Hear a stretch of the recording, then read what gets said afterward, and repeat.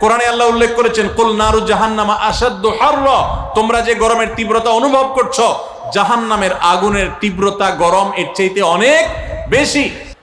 গত বছর হজে রেকর্ড সংখ্যক মানুষ হিট স্ট্রোকে মারা গেছে, এবং আমরা হজে ছিলাম, সাইফুল্লাহ ভাই ছিলেন। এত গরম, এত কষ্ট, মনে হয় জান বের হয়ে যাবে। তো এরকম পরিস্থিতিতে একজন মুসলিম হিসাবে আমাদের কিছু করণীয় আছে কিনা, আমাদের যাতে হিট স্ট্রোকে আমরা যেন ক্ষতিগ্রস্ত না হই তার জন্য চিকিৎসকগণ এবং সংশ্লিষ্ট বিষয় বিশেষজ্ঞগণ যে পরামর্শগুলো দিয়ে থাকেন সেগুলো আমরা খুব গুরুত্বের সাথে মেনে চলবো। আমরা জানি ভিটামিন সি, লেবুর শরবত ইত্যাদি এই সময় খুব বেশি উপকারী হয়ে থাকে, সেগুলো আমরা বেশি করে পান করব। ইহুদিদের যে সমস্ত পণ্যগুলোকে আমরা শরবত বানায় খাই, ড্রিঙ্কস কিনে খাই, সেগুলোর পরিবর্তে আমরা লেবুর শরবত ইত্যাদি বেশি বেশি খেতে পারি। যে পরামর্শগুলো ডাক্তাররা দিয়ে থাকেন, স্বাস্থ্য বিশেষজ্ঞরা দিয়ে থাকেন, সেগুলো আমরা মেনে চলবো। এর পাশাপাশি মনে রাখবো, গরমের তীব্রতা, পৃথিবীতে আমরা যে গরমের অনুভব করি, এই গরমের তীব্রতা এটা কিন্তু জাহান্নামের ভাব। বুখারীর হাদিস দ্বারা এসছে, হাদিস দ্বারা প্রমাণিত যে জাহান্নামকে আল্লাহ তাআলা বছরে দুইটা ভাব ছাড়ার সুযোগ দিয়েছেন। জাহান্নামের দুইটা ডিপার্টমেন্ট আছে, দুইটা বিভাগ আছে, একটা জামহারির ঠান্ডা আর একটা নার হলো আগুন। আগুন এবং ঠান্ডা উভয় ডিপার্টমেন্ট থেকে বছরে দুইবার ভাব ছাড়া হয়। এই ভাবটাই আল্লাহ পৃথিবীতে এক এক জায়গায় এক এক সময় বন্টন করে দেন, ঠান্ডা এবং গরম আমরা অনুভব করি। এটা জাহান্নামের ভাব হওয়ার কারণে গরমের তীব্রতায় কিংবা শীতের তীব্রতায় একজন মুসলমান জাহান্নামের কথা স্মরণ করবেন এবং আল্লাহর কাছে জাহান্নাম থেকে পানা চাইবেন, এবং তিনি চিন্তা করবেন, কোরআনে আল্লাহ উল্লেখ করেছেন, কুল নারু জাহান্নামা আশাদ্দু হাররা, তোমরা যে গরমের তীব্রতা অনুভব করছো, জাহান্নামের আগুনের তীব্রতা গরম এর চাইতে অনেক বেশি। দুনিয়াতে আগুন যত তীব্র হতে পারে, জাহান্নামের আগুন তার চাইতে 70 গুণ বেশি তীব্র।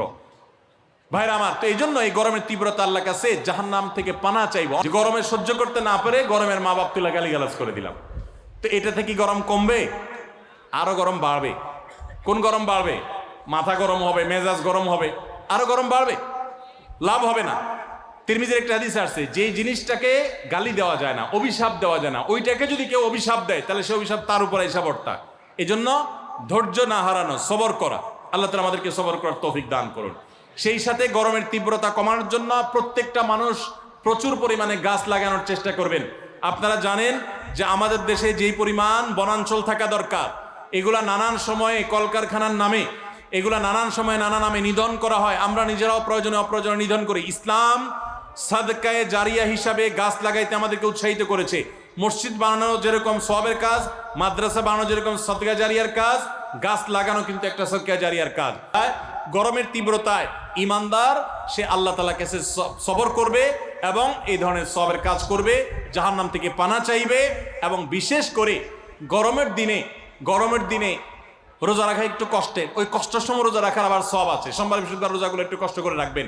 এবং সাধারণত গরমের সময় দিন অনেক বড় হয়, রাত অনেক ছোট হয়, তো এই জন্য এসার পর তাড়াতাড়ি শুয়ে গেলে ফজর নামাজ পড়াটা সহজ হবে। আল্লাহ তাআলা আমাদের সকলকে গ্রীষ্মকালীন যে আমলগুলো আছে সেগুলো গুরুত্বের সাথে পালন করার তৌফিক দান করুন।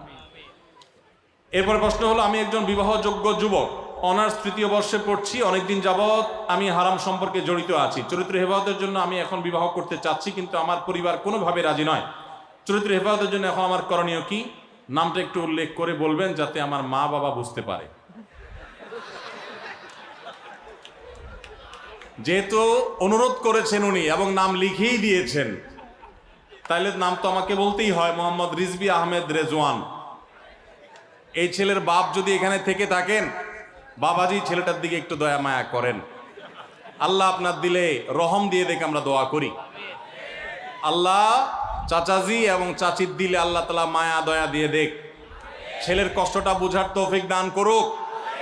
বাবাজিরা, আপনারা যে বয়সে বিয়ে করেছেন সে বয়সে তখনকার যুগে ফেসবুক ইউটিউব ছিল না, টাচ ফোন মোবাইল ছিল না, স্মার্টফোন ছিল না। তখন চরিত্র রক্ষা করা অনেক সহজ ছিল। আপনার ছেলে যেই সমাজে বাস করে বাবা, এই সমাজের চতুর্দিকে আগুনের আঁচ তাকে ঘিরে আছে। এই অবস্থায় চরিত্র হেফাজত করা এই ছেলের জন্য অনেক কঠিন। ছেলে বিয়ে করতে চাচ্ছে মানে হলো সে চরিত্রকে হেফাজত করতে চাচ্ছে। সে দুশ্চরিত্রবান হলে তো 2 নম্বর পথে সে নিজের যৌন আকাঙ্ক্ষাকে মিটাতে পারতো। সে তো সৎ থাকতে চাচ্ছে, অতএব নিজের সন্তানের এই সৎ ইচ্ছাকে সাধ্য অনুযায়ী পূরণ করার চেষ্টা করেন। আর সেই সাথে যে যুবক এই কাগজ লিখে পাঠিয়েছেন, আমরা তাকেও বলতে চাই, শুধুমাত্র আমাকে কাগজ ধরায় না দিয়া নিজে একটু আয় রোজগার শুরু করে দেন।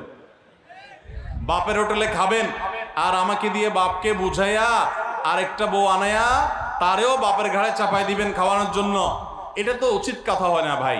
আপনি নিজে টিউশন শুরু করে দেন, কাজ শুরু করে দেন। যুবক ভাইরা, আমি নিজে ছাত্র জীবনে চারটি বছর মসজিদে ইমামতি করেছি, টিউশনি করেছি, করে বাবার সংসারে কন্ট্রিবিউশন করেছি। কারণ এক সময় বাবার অনেক ব্যবসা বাণিজ্য ছিল, অনেক বড় ধরনের দুর্ঘটনা হয়ে বিরাট লস টস খেয়ে ফেলেছেন। আমি তখন নিজে চাকরি করে, একটা নয় একাধিক চাকরি করে বাবার সংসারে আমি অংশগ্রহণ করেছি, টাকা পয়সা দিয়েছি এবং আলহামদুলিল্লাহ প্রতিটি পরীক্ষায় ফার্স্ট হয়েছি এবং বোর্ড পরীক্ষায় সারা দেশের মেধা তালিকায় কখনো দশম, কখনো তৃতীয়, কখনো দ্বিতীয় স্ট্যান্ড করেছি আলহামদুলিল্লাহ। এই কথা আপনাদেরকে গল্প কেন শুনলাম? কারণ যুবকরা বাপ মা বিয়ে দেয় না, হুট করে একটা কাগজ ধরায় দেন আমারে, কেন আপনি কাজ শুরু করে দেন, টিউশন শুরু করে দেন, ইনকাম করা শুরু করে দেন। অনেক যুবক বলে যে ভাই মেয়ের বাবারা পয়সাওয়ালা ছাড়া বিয়ে দিতে চায় না, নিজের বাবা বিয়ে দিতে চায় না। আমি বলি যে আপনি উপার্জন শুরু করেন, টাকা যখন কামাই করবেন দেখবেন সব সুর নরম হয়ে আসছে, বাপের সুরও নরম হয়ে আসছে, মায়ের সুরও দেখবেন নরম হয়ে আসছে। হ্যাঁ, যে মেয়ের বাপ দিতে চায় না সেই মেয়ের বাপও দেখবেন এখন সিরিয়াল ধরছে। এই জন্য উপার্জন শুরু করে দেন, ঠিক আছে না ইনশাআল্লাহ? ভাইরা আমার, ছাত্র জীবনে বিশেষ করে অনেকের অফুরন্ত সময় থাকে, এই সময়গুলোতে প্রোডাক্টিভ কিছু না করলে শয়তান তখন খারাপ বন্ধুদের পালায় ফেলে এবং মানুষ খারাপ কাজ করে। আল্লাহ তাআলা আমাদের সমস্ত যুবকদের চরিত্রগুলোকে হেফাজত রাখার তৌফিক দান করুন। এবং যতদিন পর্যন্ত বিয়ে না হচ্ছে ততদিন পর্যন্ত রোজা রাখবেন এবং সেই সাথে নিজের চোখকে হেফাজত করবেন, সবর করবেন, নিজেকে নিয়ন্ত্রণ করবেন।